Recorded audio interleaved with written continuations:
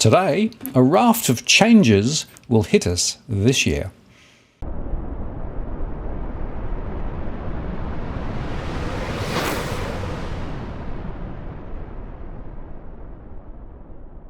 Hello again, it's Martin North from Digital Finance Analytics, for our latest post covering finance and property news with a distinctively Australian flavour. Well, there are a significant number of legislative changes that came in the new year.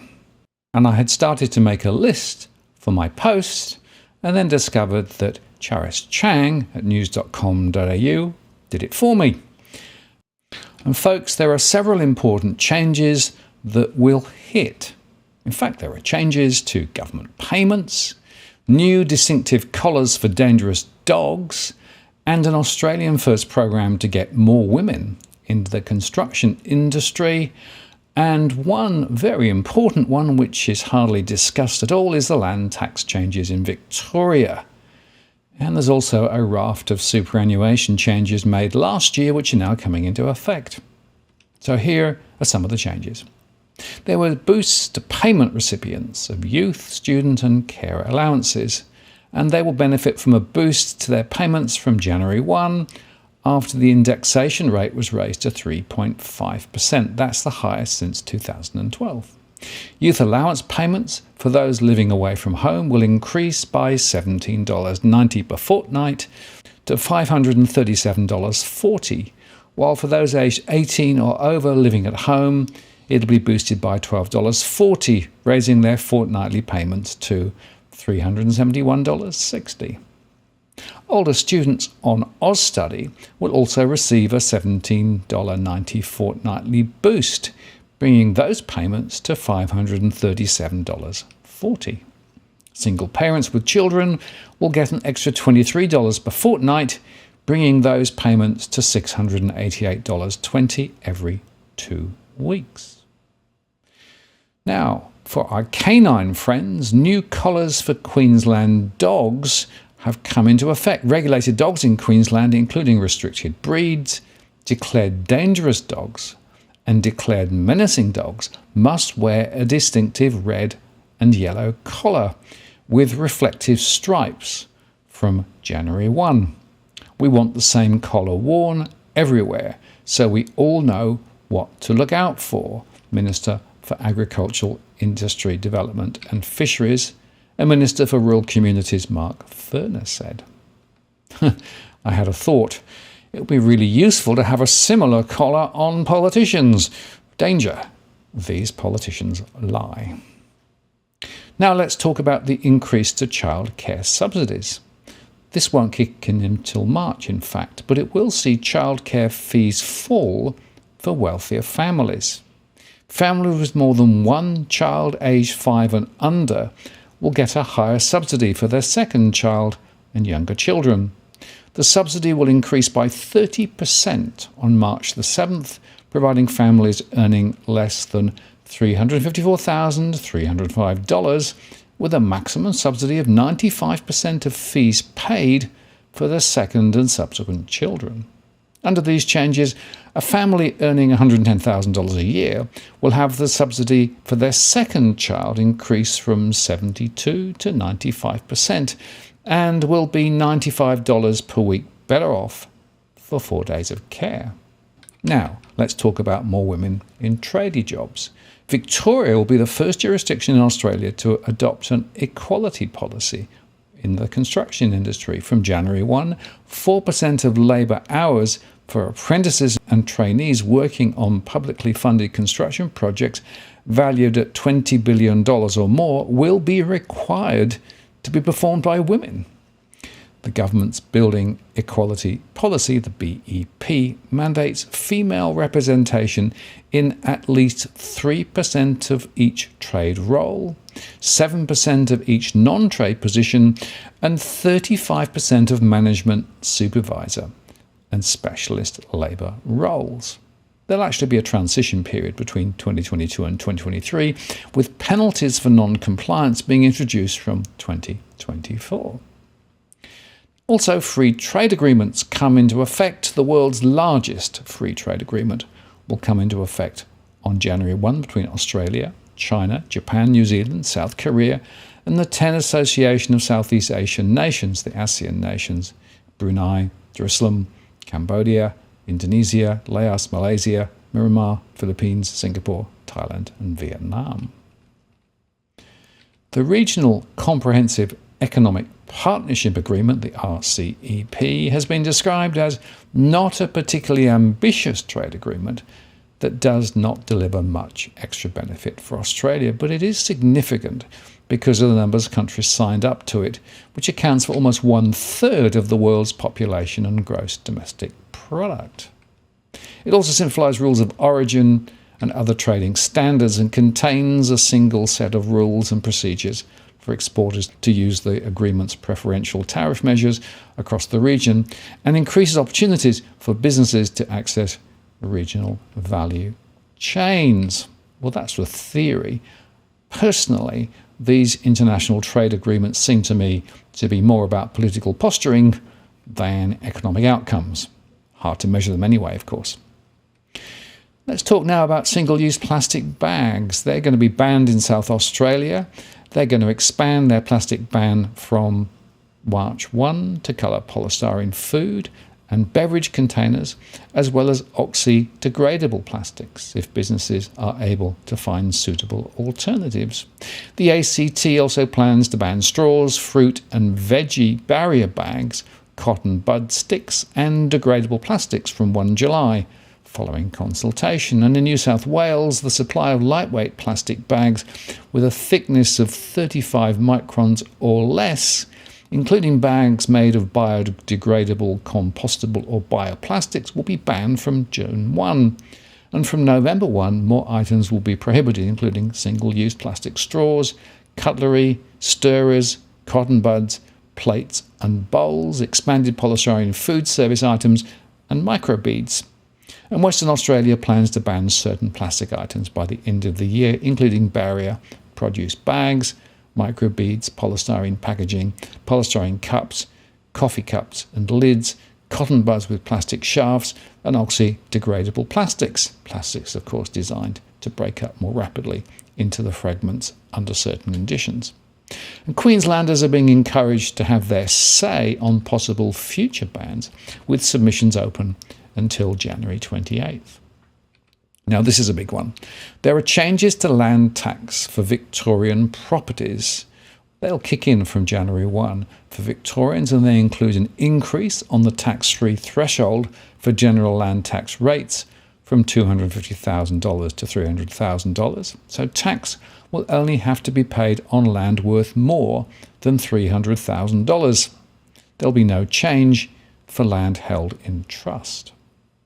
Private gender-exclusive clubs will no longer be eligible for a land tax exemption, and taxpayers with taxable land holdings worth more than $1.8 million will see their land tax increase by 0.25 percentage points. And for those with land holdings worth more than $3 million, it'll increase by 0.3 percentage points. And from July 1, there will also be changes to how windfall gains linked to rezoning decisions are taxed. If the value of your land increases by $500,000 due to a rezoning decision, it will be taxed at 50%, with the tax phasing in from $100,000. Elsewhere, children eligible for COVID vaccinations, children 5 to 11-year-olds, will be able to get vaccinated with Pfizer's Conformity COVID-19 vaccine from January the 10th, and parents can book those appointments through the Vaccine Clinic Finder. There are also new mental health levies in Victoria. From January 1, Victorian businesses with national payrolls of more than $10 million a year will face a payroll tax surcharge on the Victorian share of wages of 0.5% above a certain threshold. Businesses with payrolls above $100 million will pay an extra 0.5%. The money collected will go towards mental health services and other recommendations of the Royal Commission. There will be an exemption for private schools, hospitals, charities, local councils and wages paid for parental and volunteer leave. And there is also better support for disabled veterans from January 1. The disability pension for totally and permanently incapacitated veterans will be renamed the disability compensation payment to reflect the fact that it is not an income support pension, but is instead a compensation payment. The payment will also be simplified, including changes to the disability income rent test, so severely disabled veterans don't receive less rent assistance than those with lesser disabilities because of the amount of compensation they receive. And the Defence Force Income Support Allowance, the DFISA, will be abolished, but no veteran, they say, will be worse off, with some private renters possibly receiving more than they did previously. The changes had previously been expected to come in from September the 20th, but were brought forward. And it was also a year of change for superannuation after Parliament passed a series of reforms in June. Since November, new super fund members have been stapled to the first fund they joined, while those already in the workforce have been stapled to their current super fund. The government introduced the measure to stop people unintentionally setting up new superannuation accounts every time they started a new job. People with multiple superannuation accounts end up paying unnecessary fees that can erode their retirement benefits by as much as $50,000, according to Super Consumers Australia. Treasurer Josh Frydenberg said that multiple account fees were costing members $450 million a year, money that could have gone towards building their retirement savings. Underperforming super funds were also in the spotlight. Under changes brought in by the federal government's Your Future, Your Super legislation, financial regulator APRA tested the performance of super funds against industry benchmarks and posted the results on a new comparison tool run by the ATO. To begin with, APRA only looked at the performance of default super funds, to which employers sign up workers if they make no other choice. As a result, the regulator named and shamed 13 funds that failed to meet benchmarks for returns, with about 1.1 million Australians found to have invested a combined $56.2 billion in those underperforming funds. APRA sent letters to those Australians informing them of their funds' underperformance with separate data from Industry Super Australia, finding that failing to switch to a better fund could cost those members up to $209,000 by retirement. This is because the government's new stapling measures mean that people will be stuck in these dud funds for life unless they make an active choice to switch. But the legislation also stipulated that if a fund underperforms for 2 consecutive years, it will be barred from accepting new members until it improves its performance. And from July 2022, choice funds that are trustee-directed will also be included in the performance testing. But platform-style funds, where members build tailor-made investment portfolios, will be left out altogether. And next, there is the Best Financial Interest Duty. Parliament introduced a new Best Financial Interest Duty to ensure all super fund expenditure is in the interests of members. The Coalition wanted to shut down what it considers to be overtly political and financially wasteful advertising by industry super funds.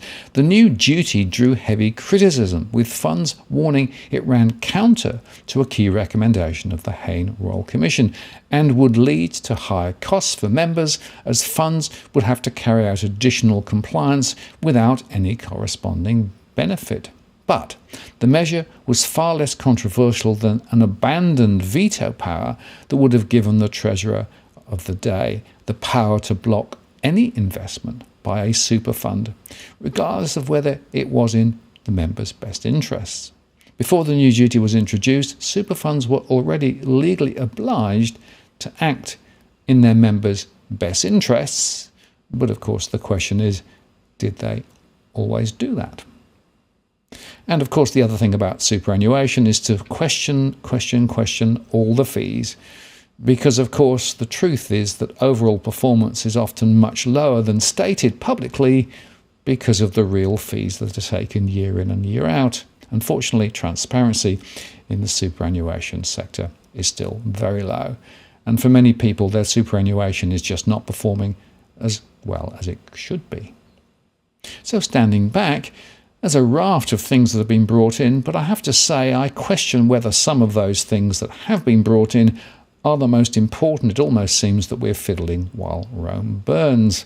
There are other bigger questions and bigger issues that we should be focusing on, but we seem to be deflected into thinking about some of the smaller, easier things to legislate change through, rather than dealing with the big picture issues that are confronting us, from climate change through to asbestos and other issues. So one of the things that I'll be doing through this year is continuing to highlight some of those big picture issues that we need to be discussing. And by the way, I've had a number of people ask me again about the situation around deposit bail-in in Australia.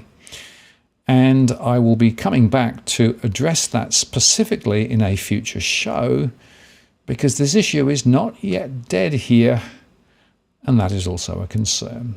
So as we come into the new year, let's continue to focus on those issues which can make the biggest difference to real, ordinary Australians, and get our politicians and state and federal governments to work in our best interests rather than their own.